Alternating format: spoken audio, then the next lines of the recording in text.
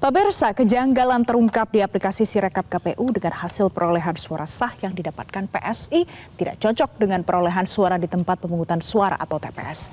Partai Persatuan Pembangunan P3 yang disinyalir akan menjadi korban penggembosan suara atas anomali meroketnya suara nasional PSI mengklaim telah mendengar pemindahan perolehan suara partai politik ke Partai Solidaritas Indonesia.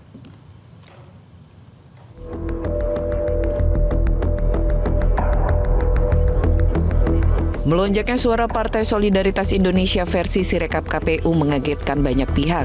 Tagar partai salah input sempat menjadi trending percakapan di media sosial X. Dalam cuitannya, warganet menyoroti perolehan suara PSI yang melejit dalam semalam. Partai yang diketuai oleh putra bungsu Presiden Joko Widodo Kaisang Pangarep disebut telah melakukan dugaan tindakan kecurangan agar bisa lolos ke Senayan. Namun hal tersebut dibantah langsung oleh Ketua DPP PSI Chairil Tanzil. Ia justru mempertanyakan mengapa ada kelompok yang sengaja menggiring PSI berlaku curang. Kelompok-kelompok yang bekerja sama untuk menggiring narasi bahwa PSI curang. Itu satu. Dan justru saya mempertanyakan kenapa publik sangat takut, orang-orang ini takut sekali kalau PSI lolos ke Senayan. Apakah karena kami akan menggaungkan undang-undang perampasan aset koruptor? Itu, jadi dugaan-dugaan boleh saja, misalnya tadi dari Setara ya, Mas yang tadi itu. Dugaan boleh, silahkan. Itu adalah kebebasan berekspresi. Tapi tentunya sertakan bukti-buktinya. Ada Bawaslu, silahkan sertakan bukti-bukti. Jika melihat data yang diinput KPU di laman resminya, persentase suara PSI memang naik cukup signifikan, diikuti dengan suara PSI di sejumlah wilayah.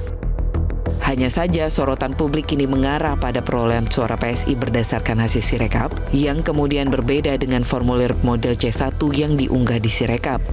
Beda data inilah yang dituntut banyak pihak untuk dibuka oleh KPU RI. Salah satunya oleh Partai Persatuan Pembangunan atau P3 yang disebut-sebut menjadi korban anomali lonjakan suara PSI. Ketua DPP P3 Dahlia Umar meminta jangan sampai presentasi Sirekap yang kini banyak ditemukan masalah justru dijadikan acuan. Neracanya salah, itu kan bahaya. Seakan-akan nanti saya pernah di KPU, petugas di lapangan gini, enggak pokoknya kalau di Sirekap trennya begitu. Itu mempengaruhi penyelenggara loh di bawah. Maksudnya jadi apa? Ya trennya adalah persentasenya harus sama kayak Sirekap. Padahal di Sirekap banyak yang salah itu. Iya. Pakar IT Ono W. Purbo menyebut tingkat akurasi pembacaan di kertas hasil penghitungan suara di aplikasi Sirekap hanya 60 hingga 70%. Apabila penulisan tidak terbaca maka akan berpengaruh terhadap input dalam Sirekap. Supaya jadi proses pembacaan itu pasti ada error. Komputer tuh nggak bisa 100% mendeteksi ini angka 1 benar bukan, angka 2, angka 3, kadang-kadang 3 kebaca 8, 1 dibaca 7, itu bisa salah-salah baca. Nah, yang jadi masalah kalau cara penulisannya agak sembarangan, jadi kayak kita nulis angka biasa, tingkat errornya lumayan tinggi sih. Jadi sebetulnya sebelum pemilu ini teman-teman waktu itu Perludem sih, ada kawal pilpres juga di situ waktu itu. Tapi Perludem yang melakukan testing algoritmanya segala macam. Jadi kalau kita menulisnya secara sembarangan, bukan sembarangan maksudnya, kita menulis angkanya dengan cara manusia menulis angka biasa, itu tingkat kebenarannya cuma sekitar 60-70%. Jadi tingkat errornya lumayan tinggi sih.